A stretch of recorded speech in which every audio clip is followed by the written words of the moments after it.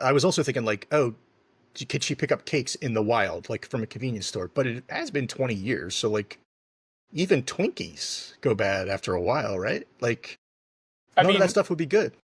like if Zombieland is to be believed, they never go bad. That's true. God bless Zombieland.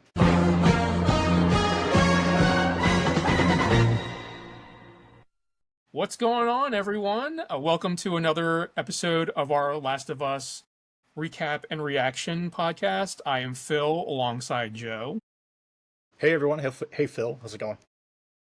It's going great. So, what episode are we up to today? We are on season 2, episode 6. It's called The Price. Price.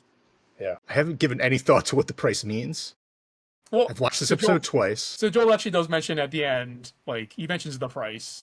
He mentions it specifically. How did I Yeah. miss that? Oh man, I'm off my game. I must be the emotions I'm feeling because we finally got this crazy flashback episode.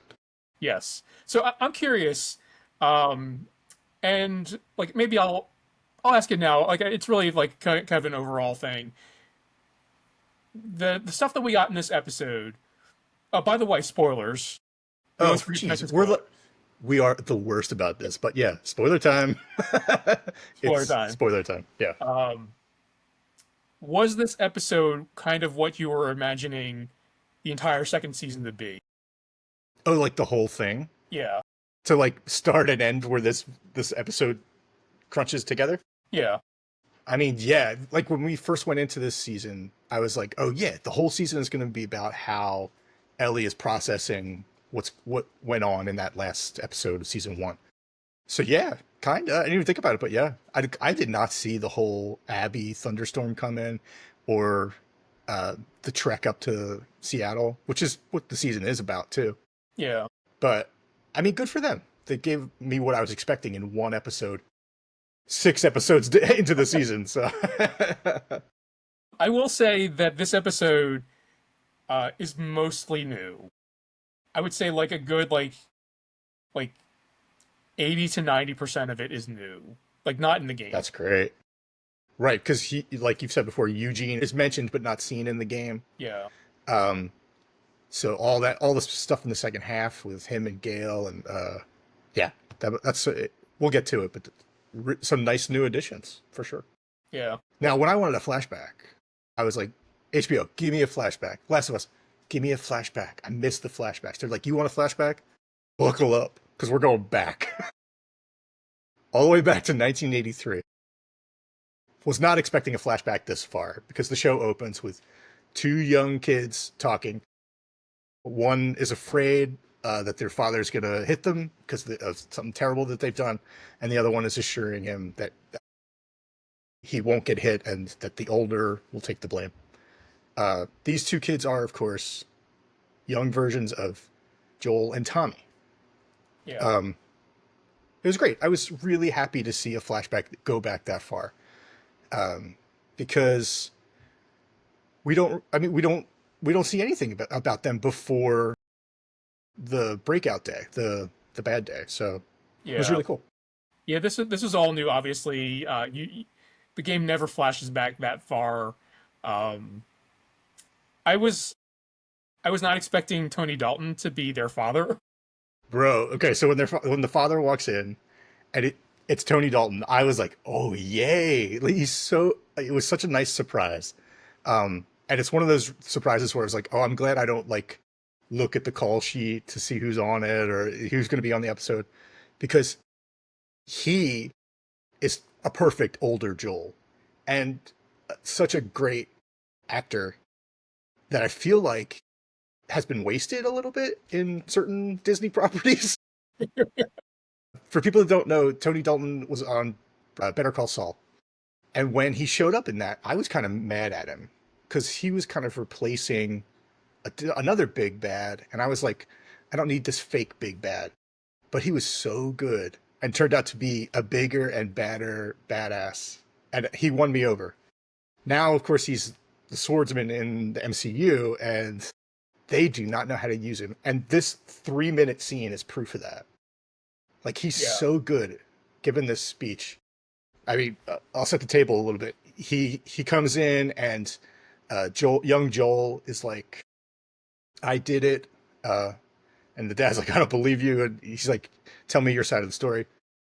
Basically, Tommy was trying to buy some weed, and Joel caught him and just started fighting the other guys. But Joel was trying to take the blame for it. Joel was saying, I was the one that was trying to buy the weed. Um, and it comes down to Joel's like, I don't want Tommy to get hit, basically. And Tony Dalton tells this story about how when he was 10 years old, he stole a candy bar. His dad made him apologize to the store owner. He brought him home, and before he knew it, his dad broke his jaw. Yeah. So young Joel's like, if you know how it hurts, then why do you do it? And he says, basically, like, he's trying to do better. Yeah. And when it's your turn, I hope you do better than I did, which is like a heartbreaker. But honestly, what we're all trying to do, right? Yeah. I mean, I think it's really interesting because eventually we'll get there at the end of the episode. That whole idea comes back around. Yeah, for sure. And I'm curious how that will propagate forward because this idea is not in the game. The idea of Joel's grandfather and father kind of perpetuating like a cycle of violence, but like trying to like reduce it as it goes along. Yeah. So that idea is not in the game. I'm curious how they will reference it. It's a really great idea for the show.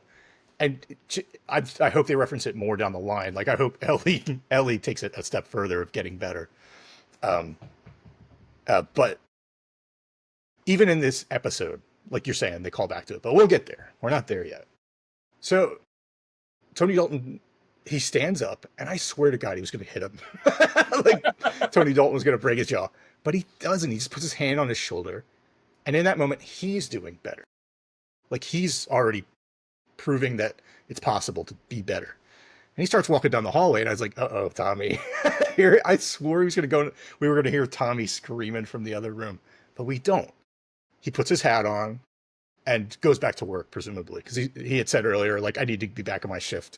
Yeah, but before he does that, he gets 2 beers out of the fridge, opens one, and opens the other one for Joel. Oh, that's true. He drinks from it, and then he goes back to work.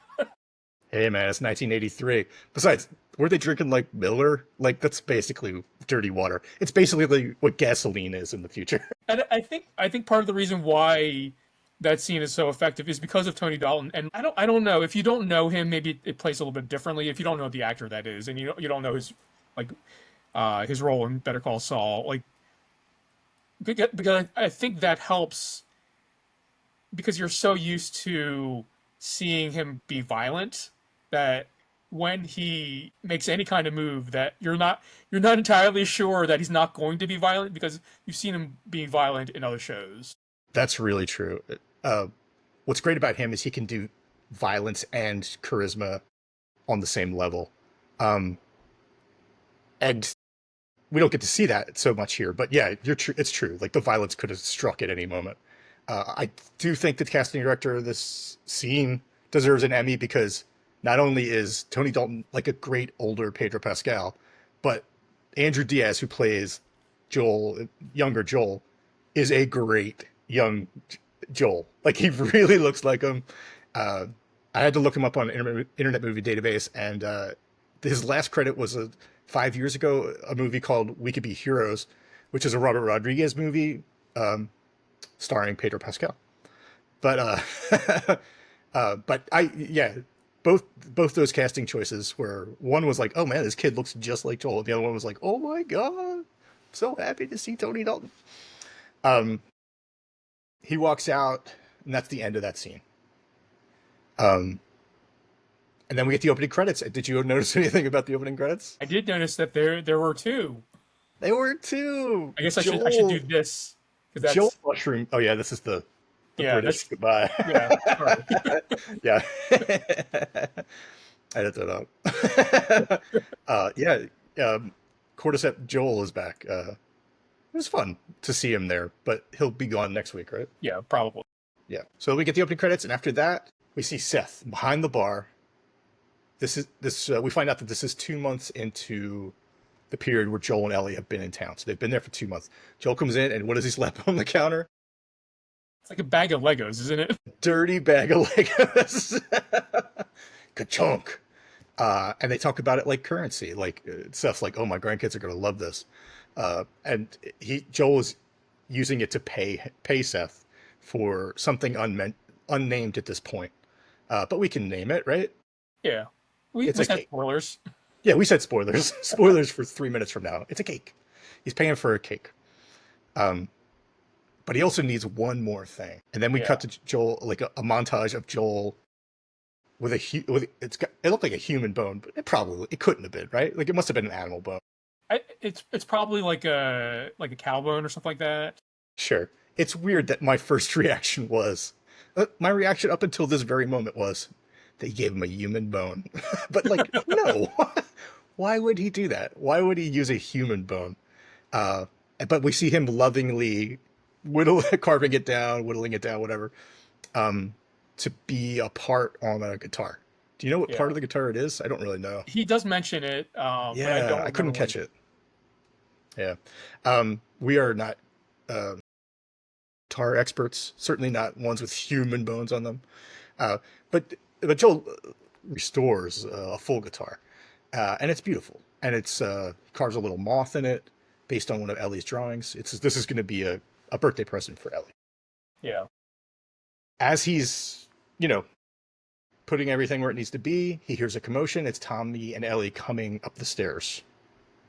And then here we get the origin of the chemical burn that's covering the bite on Yeah. her original bite, her key bite, her prime bite. Bite Prime, yeah. Bite Um, prime. It covers bite prime. Um, and does she sort of plays it off like it was an accident, or she's just like, so while she's drugged up, because um, it seems like Tommy had taken her to the infirmary, and right. she's probably hopped up on painkillers because it probably hurt a lot. She mentions that she did it on purpose because she really wanted to wear short sleeves again.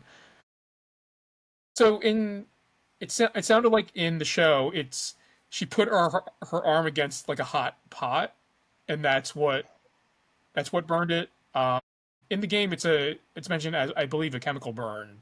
Yeah, But both of those sound really painful. really painful. And I can't imagine, she's like you said, she's all doped up in this scene, and she's acting kind of like, in my notes I was like, Ellie's acting so childish, but no, she's all looped out. Yeah, Um, but even in that looped out state, she's like saying how much it hurts and stuff. Um, but she just really wants to wear short sleeves again. I mean, summer's around the corner. You got to get that beach body in shape. The arms, yeah. Burn them up, cover those scars. I will say, um, I have been hopped up on painkillers at one point. Like I was passing gallstones, and if you've ever had gallstones, those are really painful. Um, and I distinctly remember like thinking like, oh, this is why people do drugs. Oh yeah, Because yeah. I could still feel the pain. I just didn't care anymore. Really? That's Yeah. that's terrifying. So I think that that's probably what Ellie is feeling in that moment. She's like it still hurts. Like you can still tell it hurts, but like I don't care anymore. Yeah, I don't care. So we join Joel downstairs. He's opening the cake, and Seth has spelled Ellie's name wrong. I Um, mean, he gets a few things wrong in the cake. what did he do? So it says, I think the text on the cake says "Happy 50th birthday, Eli." Seriously? I didn't catch that. I was so focused on the name that I didn't even notice. That's Yeah. hilarious. So he He gets doesn't care. He's just like, whatever. well at this point, like Seth doesn't really know who they are. Yeah. I guess he knows Joel because Joel has gotten things for him. But he doesn't But he know calls him, Ellie. yeah. Even calls Joel new guy. And Joel's like, I've been here for 2 months. And he's like, yeah, new guy. So yeah, Seth is not committed to uh, knowing anybody yet. Yeah. Um, one of the best moments of this whole show, the best moments of a great episode, is that Joel turns around to get some forks, and when he turns back around, Ellie's in it. both hands, munching on it, chomp chomp, just like Has full on Ellie cake. ever had a cake before? Like, do you think prior to this she's had a birthday cake? I mean, this is 2 months into their first stay at like a stable community. Yeah. Before that, she was traveling across America by foot and in Fedra camps. Yeah. Like, does Fedra camp have any cakes? I mean, they don't seem like the cake type. That's true. Fedra does not seem like cake type. Maybe like a waffle. On your birthday, you get a waffle with a candle in it. I feel like it's like here's an extra ration for you. Yeah, yeah, yeah. I mean, I was also thinking like, oh, could she pick up cakes in the wild, like from a convenience store? But it has been 20 years, so like, even Twinkies go bad after a while, right? Like, I none mean, of that stuff would be good. like if Zombieland is to be believed, they never go bad. That's true. God bless Zombieland. Uh, she's eating the cake, and it's hilarious. Then Joel gives her the guitar. Ellie demands a performance. In this scene, I don't know how long it's supposed to be past the original section, where Ellie was acting loopy, but she is, in this moment, she is joyful and young and silly, which is great, especially after a season of her being Joel, basically. It's great to see her in her old ways. And in that old way, she demands a performance. She's like, you got to give it to me. And Joel is reluctant, but eventually sits down and sings and plays Future Days. And Ellie says that didn't suck. I was surprised by it, though. Like, I was like, I don't know if this is bad to say, but I expected his singing to be better. Mm-hmm. I don't know I mean, it's a terrible criticism for such a beautiful moment, but like, I have to think that Pedro Pascal could sing better than that. He was sort of doing like a Johnny Cash talking rendition. But I don't know. I wanted something more soulful. It didn't feel as soulful as Ellie's performance of Take On Me, or even the opening line of Future Days. Yeah. It seemed to me that Joel was very self-conscious in that moment. Because he wasn't expecting to have to play. That's true, yeah. Uh, that's a great point. And like, we knew from previous episodes that it had been his dream to be a singer, a performer, guitar player. But maybe he's never actually done it for people. Yeah. Yes. He whatever it was, he was definitely taken off guard. Before this section ends, Joel makes a point to say that he says, I understand why you did what you did with your arm. So a huge moment in terms of him like making an effort to not jump to conclusions, but like understand Ellie, which is great. Yeah. And we'll see different versions of that as we go. We then get a blackout, and 1 year later, Joel and Ellie are walking through the woods, and he's taking her to a surprise. How does this play out in the game? I mean, pretty similar to what you see. There's actually more in the game than there is in the show of this section here. But yeah, right. So you in the game, you do the walk and talk through the woods, I assume. Yeah. And they come upon a dinosaur. Do you have any control here? Do you need to climb the dinosaur, or is it cinematic? You climb the dinosaur. Okay. Wait, is it a climb like in Uncharted, where you have to like grapple and like like swing? And I don't think it or is it as easy. I don't think it is like Uncharted, because I don't think those mechanics exist in The Last of Us. So it is more like just walking up to the. Okay. Well, that's fun too. It felt very much like a video game moment. It's just so different and so weird. And like, as video game creators, they must be thinking like, what can we put in here that will be completely unexpected, but cool, but believable, but like no one's going to see it coming. And a dinosaur is great. Ellie climbs to the top, and she sees a museum in the distance, and she's excited, and Joel's excited. It turns out Joel had found this and was saving it for a special surprise. They go to the museum, and instantly, as a viewer, you recognize that they're in like the space section. Yeah. I don't know. This is supposed to be based on a real museum, right?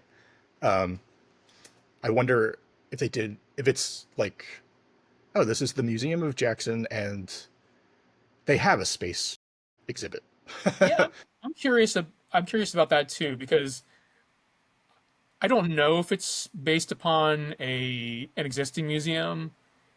And one of the things I found out actually, this is a little bit of a side, and it kind of makes sense in hindsight. There are companies that will build exhibits for museums and just Okay. like sell them to various museums. So if you go to a bunch of different museums, if they're not like huge museums, like it's it's possible that you will see the same exhibit at one museum and another. Oh, I mean, that's good for content, I guess, but so sad that it's just like, it's not like a traveling exhibit. It's like a McDonald's setup, like a Yeah, it's pop-up like shop. you need dinosaurs, we got dinosaurs. You need space, we got Jeez. space. Oh, is there like a trade show where you could be like, I need to go see what kind of things I could put in my museum, and then everyone has a pitch for you. It I sounds mean, it sounds a little hollow, but I mean, whatever people got to do, as long as the museums keep going. Um, they travel through like a field of stars, and they come out to like a solar system thing, um, which was very cool. I imagine that was in the game where you turn things yeah. and yeah, okay, they show the orbit of everything around the sun. Uh, and then Joel says, I don't know exactly what he says, but he leads her to the big thing that he's been saving, which is the Apollo 15 1971 space capsule. um, and for people that need refreshers, how frequently do they mention space in the game? And it's come up twice, two or three times on the show, but is it something they keep reminding you about in the game too? I mean, honestly, I don't remember them mentioning it a whole lot. Like it comes up occasionally. Ellie does wonder about space and like, but it's not like a constant thing. Unlike her love for puns, the puns thing is everywhere.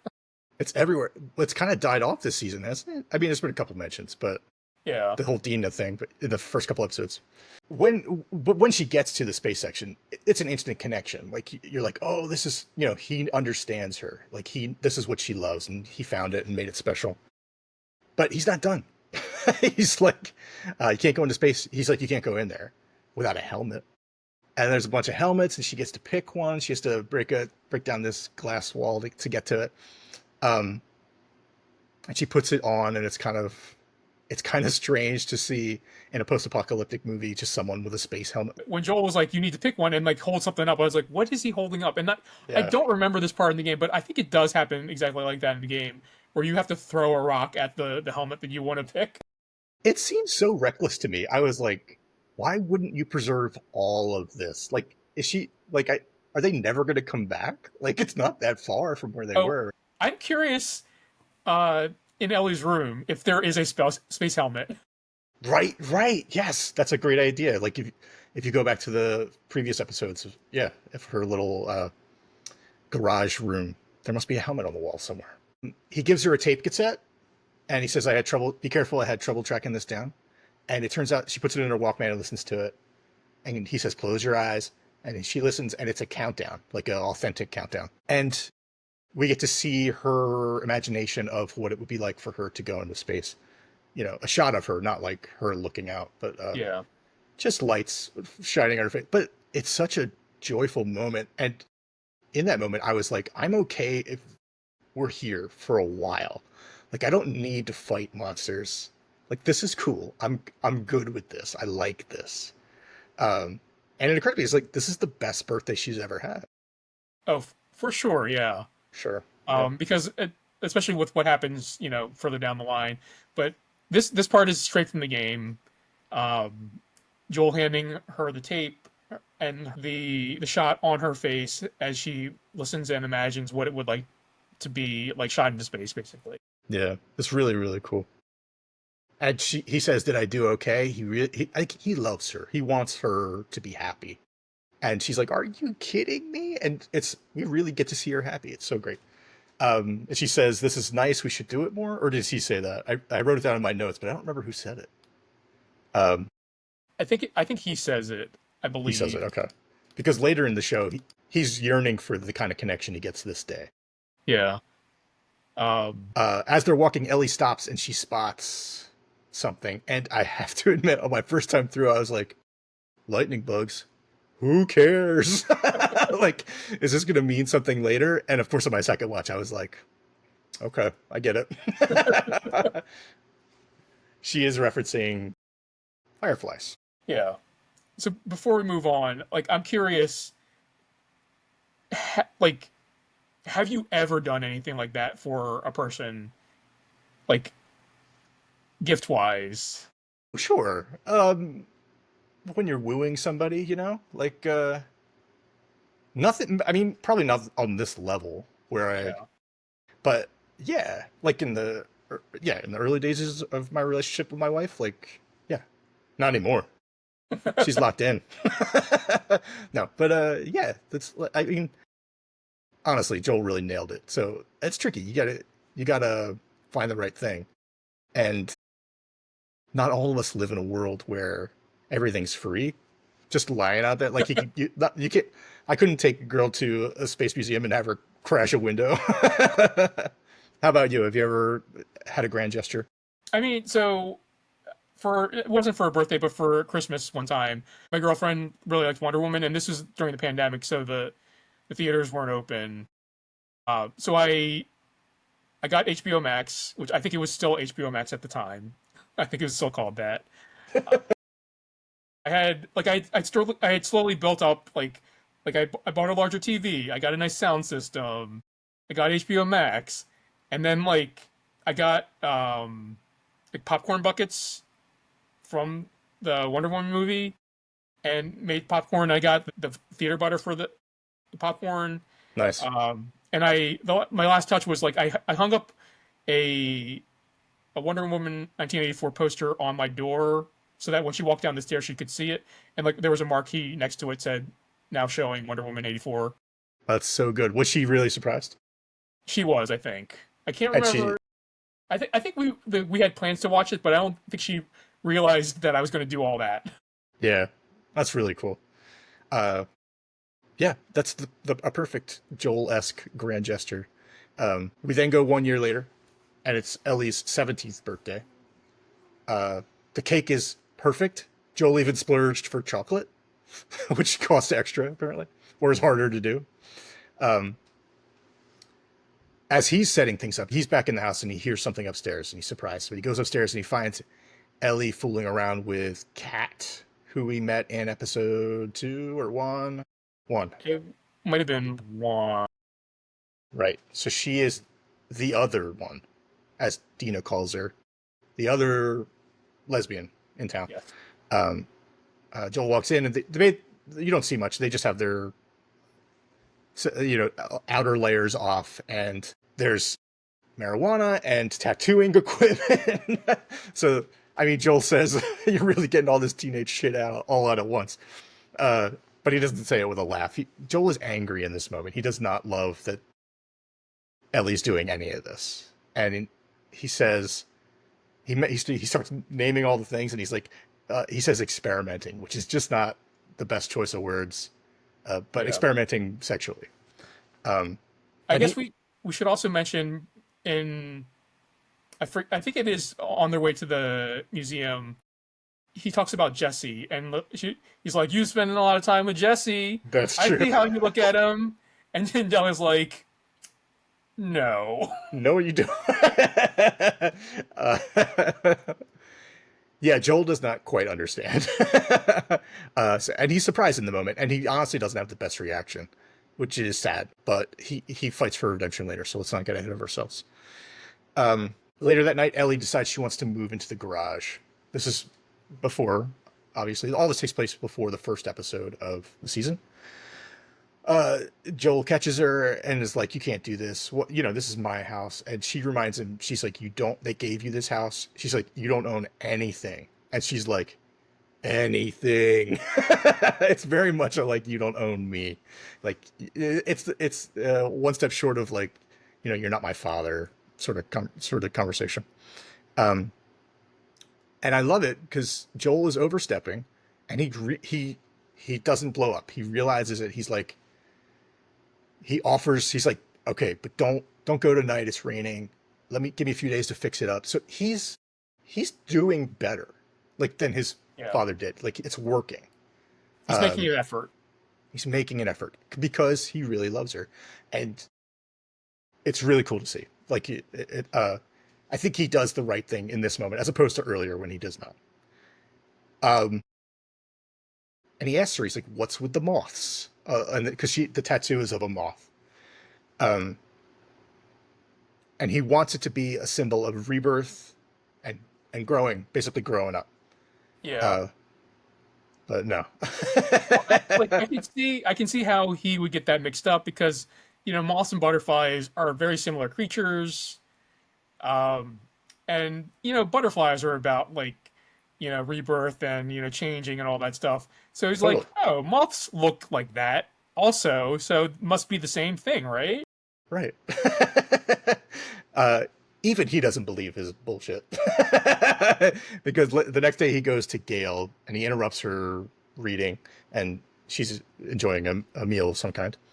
And he wants to know about moths and their representation. And he's like, "Yeah, it means growing and rebirth." And she's like, "No, moths mean death, if you believe in that." So he does not get the information he wants, and he's not nice to her either in this moment. It's weird. I don't know. Maybe, no, they've been there a couple of years. Like, he should have been nicer. I guess he's distracted. Yeah, I mean, he interrupts her like while she's presumably not on the clock because she does mention like, "Do I have a sign? The Yeah. doctor's in." Like Lucy. Um, yeah, like Well, I mean, she's bothered, but she's nice about it eventually. She's like, she does the follow-up questions, and he yeah. doesn't participate. Uh, it was a strange interaction. I probably supposed to be played for laughs, but like, I can't help but uh, you know overanalyze everything. You know, I mean, I think it's very intentional. Like the whole interaction, it feels very Joel to me. It feels very that's like true. father who doesn't really know what they're doing Yeah, and just wants to know, and he's interrupting whoever. yeah, and his normal manners and basic human decency are just like on the fritz. Yeah, Yeah. that makes sense. Yeah, that it would totally be played that way in some Gutenberg-esque comedy. Um, the last section of this birthday, we see Ellie packing, getting ready to move to the garage, and I gotta say, she packs like crap. She just she's just tossing stuff in crates, and I know she's only moving like downstairs and like 25 yards, or it's not that far, but like still, she's just like this and here, this and there, roll it up, put it down. And I was like, "Come on, get it together, Ellie." And then it cuts over to her moth drawings, which have been taken off the wall, and you see written on there, "You have a greater purpose." This will come up again later. This was mentioned previously in the show, right? The greater purpose thing. Like, did someone say it to her? Did Riley say it to her? Did her mom send it to her in a note or something? Like, what's the connection? Is there one Yeah, that I'm I'm trying to forgetting? think if there is. Honestly, when I first saw it, I don't know that I connected it to anything specific in the show, Okay. but it could be. Um, I like I know I had seen it before, but I don't know if it's from the game or from the show or from last Sure. season or from this season. Yeah. I couldn't remember if there was like a scene that I'm just forgetting where someone was like, "Hey, you have a greater purpose." Like, I'm sure they talked about it in the finale of last season, but I just don't remember. If you remember, please let me know in the comments, and I will say thank you. Thank you. We then get 2 years later, which I don't know. What does that mean for the year in between? Like, what did we miss on the 18th birthday? Um, this one opens up with Ellie practicing talking to Joel about the Salt Lake City incident. She has some nagging questions that she wants to revisit, and of course, she doesn't know how to bring it up to him. She starts reading off, and here are the three questions that we get. If they had a spotter, how come the Fireflies got surprised by the Raiders? If Joel had to carry her, and the Raiders were able to kill all these Fireflies, how were Joel and Ellie able to get away if Joel was carrying Ellie? And then she halfway gets through this last one where it's like, I'm paraphrasing these, I apologize, but she says, if there are dozens of immune people, and then there's a knock on the door. This struck me as very un-Ellie.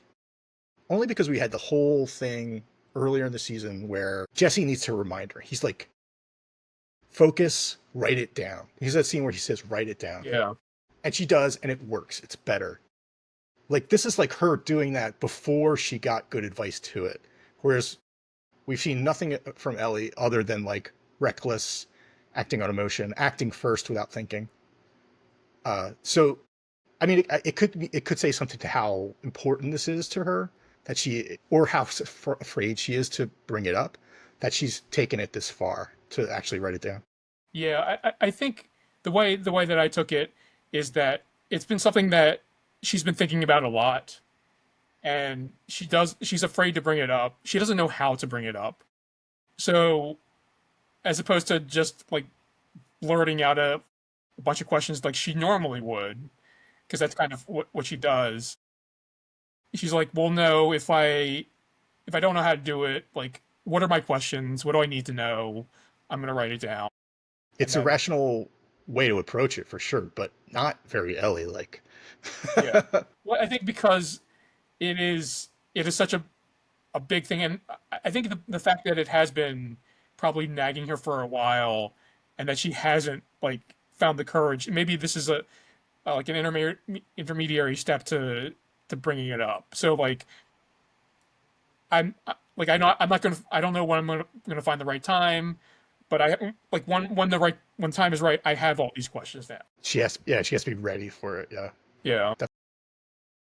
Joel is the one at the door, and he's decided that for her 19th birthday, she's ready. He's going to take her out on patrol. Finally, she's been begging him.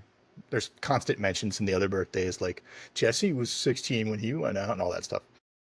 Now he's going to take her out, and he's taking her out on the easiest trail. And she does not take it too seriously. He's trying to teach her how to like watch he's like, use your binoculars for this and look in the horizon and this and this and this. And she's joking around. She gasps, and what does she see? It's a little squirrel fucking a bigger squirrel. I mean, she probably doesn't actually see it, but boom. That's the visual we're given at home. I mean, I feel like all squirrels are about the same size. So right? at most, it was slightly bigger. What, or slightly smaller? Like, which way does it go?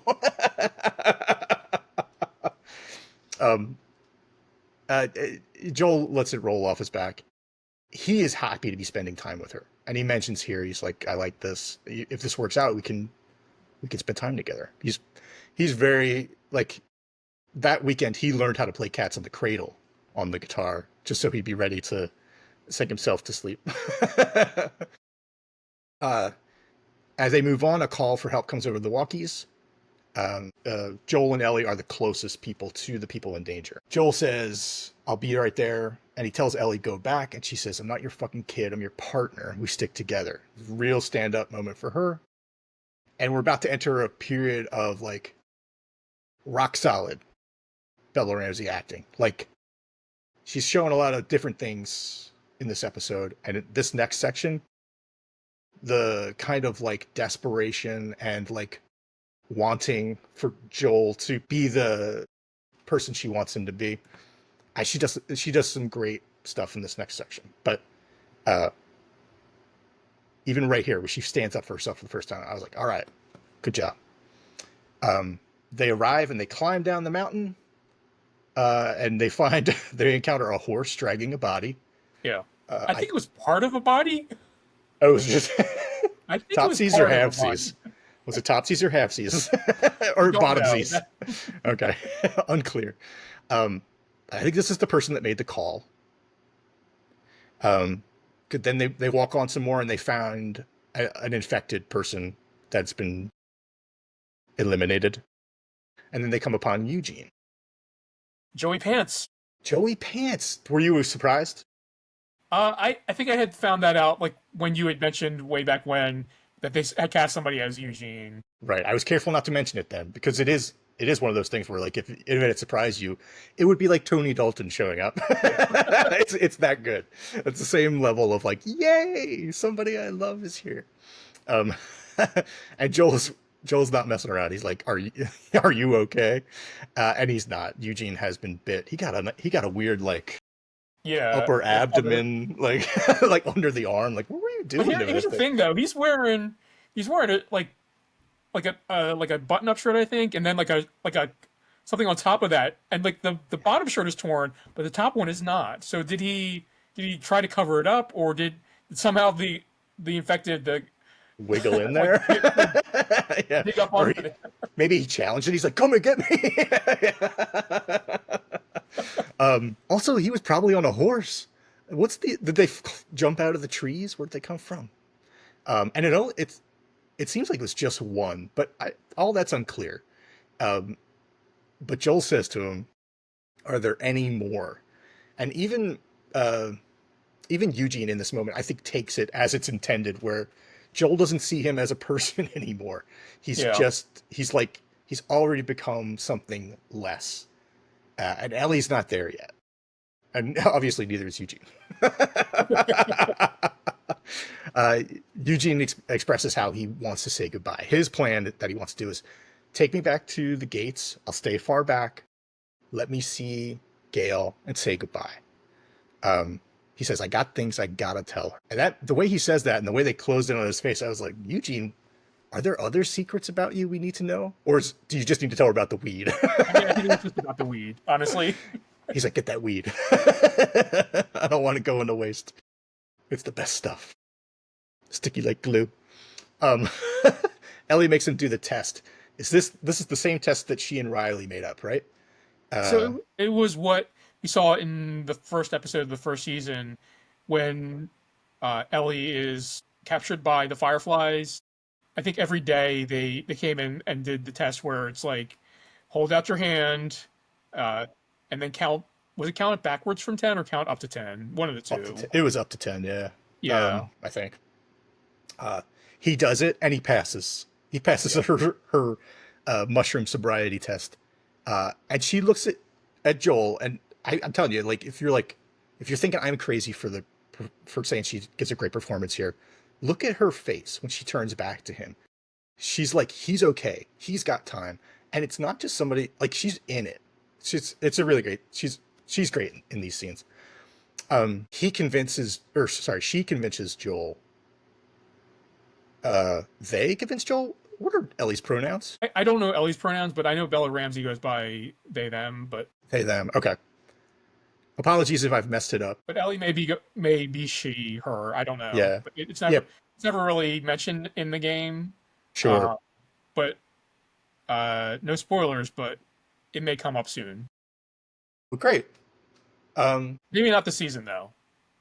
Yeah. We still need to find out what's in basement level 3. Oh, what if it's a list of pronouns and everybody's like, oh, okay, that's what's in the basement. Ellie pleads with him, and Joel eventually agrees. And he's like, I promise.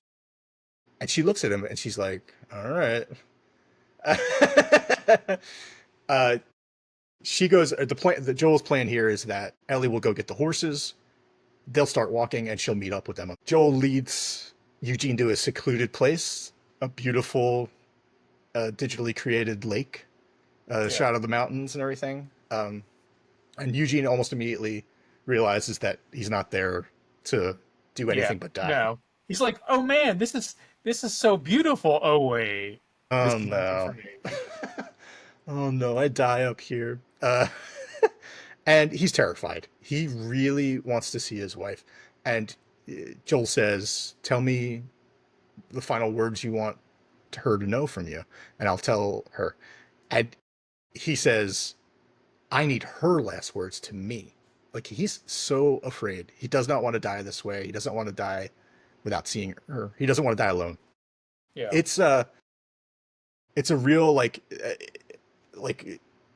in a world of movies where tough guys act tough when it's time to die. It's great to see someone acting so genuine, and just being real. Like, I mean, honestly, I'd be the same way. I'd be like, I just want to see her, but yeah, it's not like he wants her to be in danger. He just like, he's supposed to see her. I get it. Joel says, if you love someone, you can always see their face. Which, I mean, he's helping him, Yeah. but he could be helping him better by actually helping him. And then, so he says that to him, and the camera sort of pans across Eugene's face. And in that moment, I kind of thought, like, oh, is he going to turn right here? Like, because his face kind of like zeroes out. But eventually he says, I can see her. And Joel says, I know a cue when I see it, and bam, bam, bam. Well, I love that shot because you don't even hear the gunshot. They show a shot of the lake, and then like you see the trees, and then you just see like birds flying out. Yeah. Which is a great shot. It's a beautiful representation of sound that you don't hear. Like, like, you know, the birds are flying away because they heard the shot, but you don't hear it. It's really, yeah, it's very, very cool. Very well done. Ellie comes upon them, sees them there. She is not pleased, but she doesn't say anything. But she's basically cold Ellie now. The version we got in the first episode where she was so angry at Joel. They go back to town. Joel lies to Gail. She says, Eugene was brave. He ended it himself. He didn't want to risk hurting you. Joel sees this as a kindness to Gail, right? Like, this is what Gail would want to hear. And Ellie's version of that is she deserves the truth, basically, and she blows it up. Yeah. So does Ellie think that Gail deserves the truth, or is Ellie just so angry at Joel at this point that she blows it up on purpose? Even if it hurts Gail, she's like willing to hurt Gail to. Yeah. Well, that's cold-blooded. That's not the right thing to do either. I don't know. Yeah, it's interesting because absent Ellie's actions, do you think Joel did the right thing? I don't know, because they do have rules that they're supposed to follow, right? So technically he followed the rules. Like, if someone gets bit, you're not supposed to bring them back to town. But I don't know. There's a difference between the right thing, the rule of law, versus like decency. You know, he did not do the decent thing, I would say. Ellie is mad. She's like, you swore. Great scene. Great close-up shot of her. So, yeah, really terrifying. But it's interesting that she said you swore, because in this sequence of events, Joel actually says, I promise. Promise. Yeah. But do you remember the last time Joel said I swear was? Oh, is that what he says at the end of the first season? It is. Oh, jeez. All right. So she's either onto him completely at this point, or or it means the same thing. Later on, she'll go on to explain the look. We'll get to it in a couple minutes. 9 months later, we rejoin the first episode, the end of the first episode, where the dance is. We see it from Joel's perspective. He's watching Ellie watch Dina, and later watching them dance together. And he's talking with Maria. They have a great little moment. It's sad because, like, Tommy and Maria are parts of the show, but like, so many people on the show are not in the show. And we get to spend so little time with them. Like, Catherine O'Hara's Gail, like, I want more than 7 scenes with her. Do you know what I mean? In the whole season.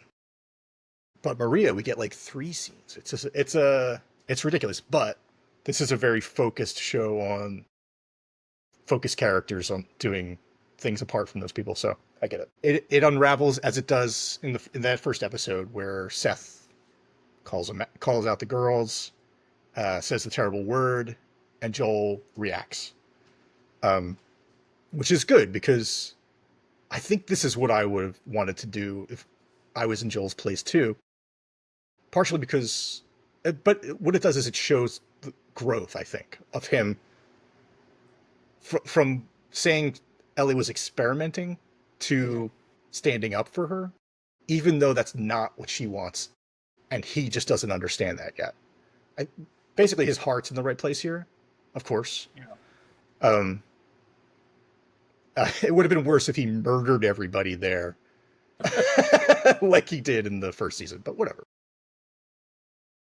We then get back to the scene where he's on the porch fixing the guitar or noodling with the guitar, and Ellie comes up, and as far as we knew, she walked right past him, and that was the last time they saw each other. But they have a talk. They have the talk. Yeah. This must be in the game. This is, I guess spoilers for the game. This is the end of the game. This is the last scene? This is the last scene of the game. Okay, so the confirmation of what happened at the end of the first game is the last scene in the second. Yes. So this is, yeah. So it's interesting, like, context now where this scene, which is the end of the game, the end of the second game, it's not even maybe halfway through Yeah, this story. that is interesting because honestly, I don't think they could have gone on another season having the ghost of Joel hanging over them that way. Like, this is kind of a nice way to officially hand off to Ellie and let her run the show. So I'm glad they did it now. It's interesting if it's the last thing. Ugh, wow. Anyway, I'm glad she gets that confirmation. Basically, she confronts him and says, I need you to confirm these things about the Fireflies. What does she say? She says, first she says, I had Seth under control. I don't want you taking me off patrol anymore. Joel asks about Dina and says she'd be lucky to have you. And this is Joel learning from his mistake and doing the right thing. Or speaking from a calm place. I don't know. It's him trying to be better. Yeah. Which is huge. She calls him out. She says, you lied to me. It was the same face, the same look. When he told the promise lie, it was the same look he had on his face when he told the swear lie from the first season. And she says, tell me what happened. And if you lie to me again, we're done. Which is cold-blooded. But when she says it, you believe it. And honestly, I thought he was going to lie. Because she's like, the first thing she asks is, were there raiders? And he takes a long pause. It's maybe like 10 seconds. It's probably like 3 seconds. Yeah. I thought he was going to lie again. Because, like, that's the one thing that they could have done to just that would have been completely insane. If he kept lying, he doubled down. I was like, oh, Joel. But without saying anything, he confirms it. And he confirms every question she asks. So, including, could they have made a cure? Which, could they have? Like, how does he know that that would have worked?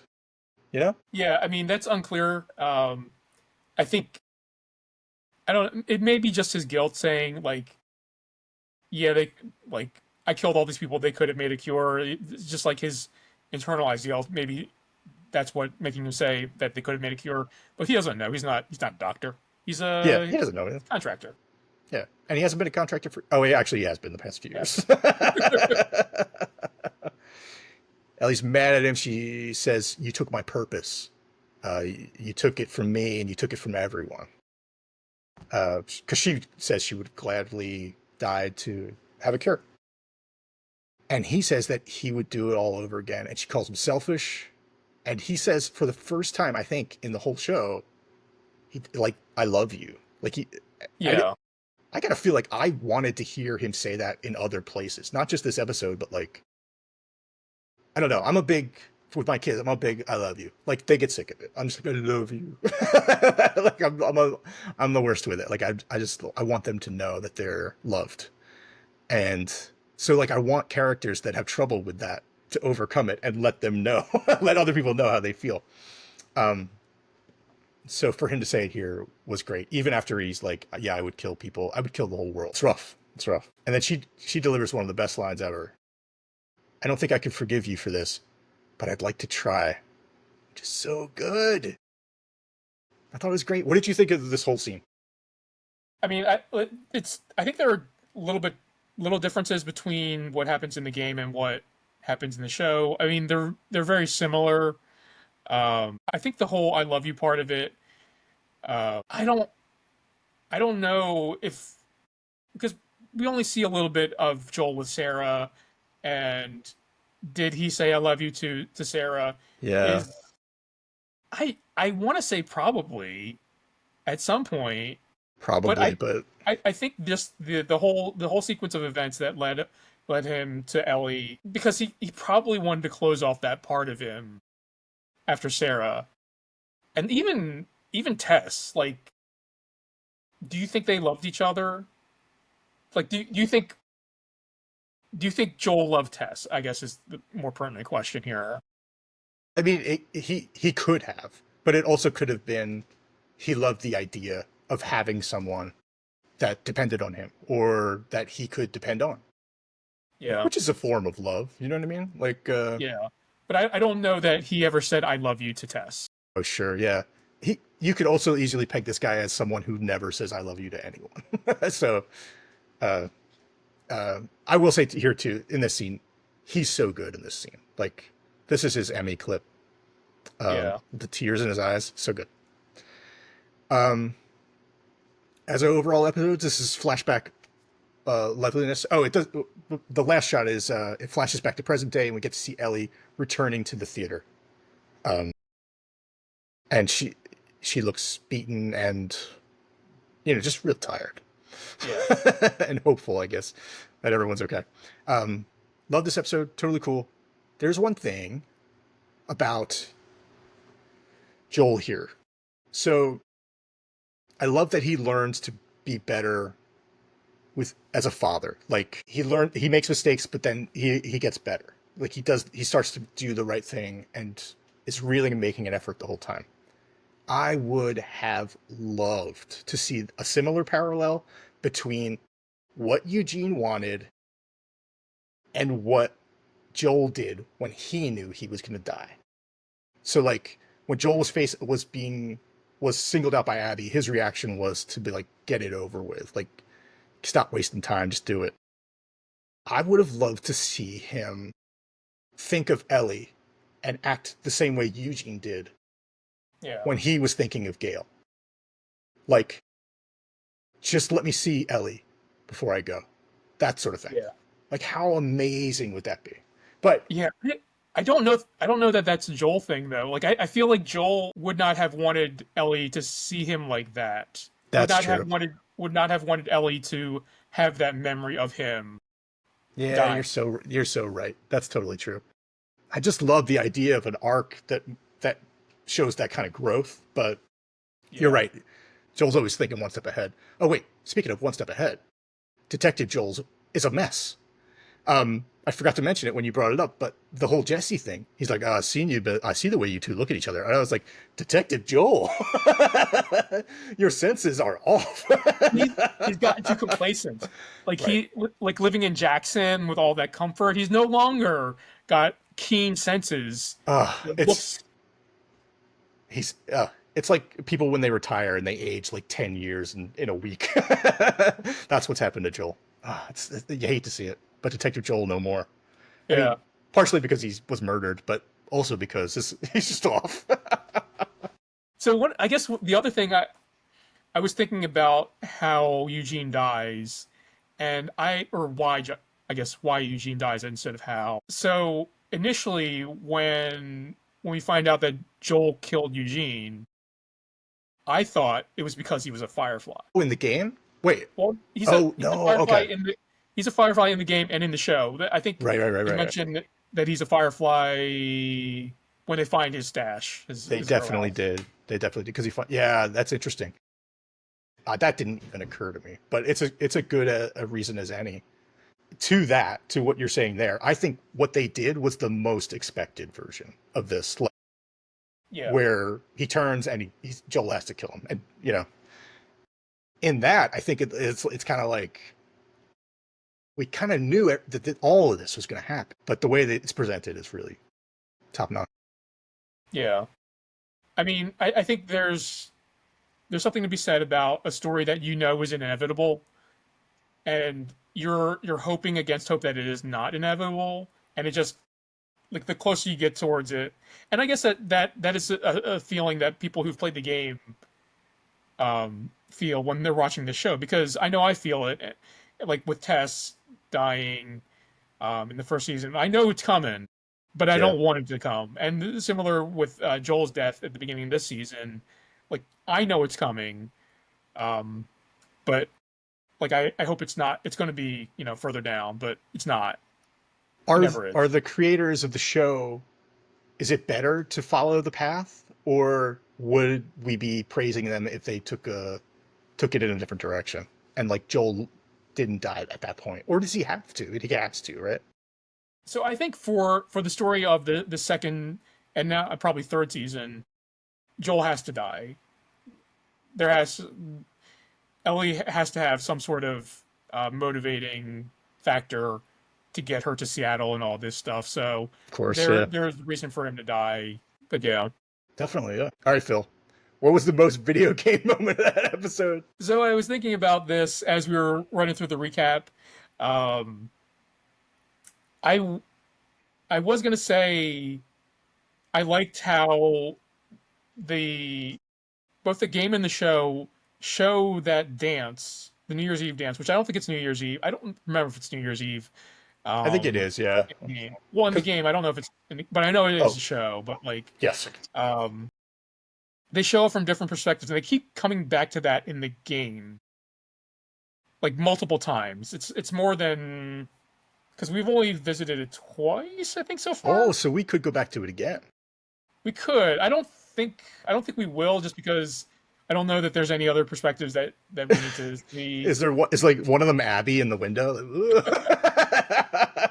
But I have to give it up for the whole museum sequence, because that is straight from the game. There's obviously more in the game, but like the whole capsule sequence, straight from the game, and it's It's good, wonderful. great seeing that live action. That's really cool.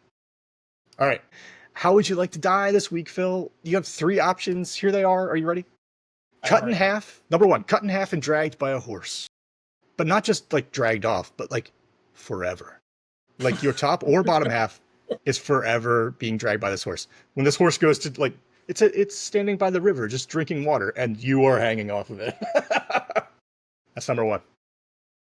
Number two, taken to a beautiful place and you're tricked into getting there and you are murdered because you're dying. Yeah. Or number three, fucked by a smaller squirrel. Which one, Phil? Which one's it gonna be? Well, it's definitely not the squirrel.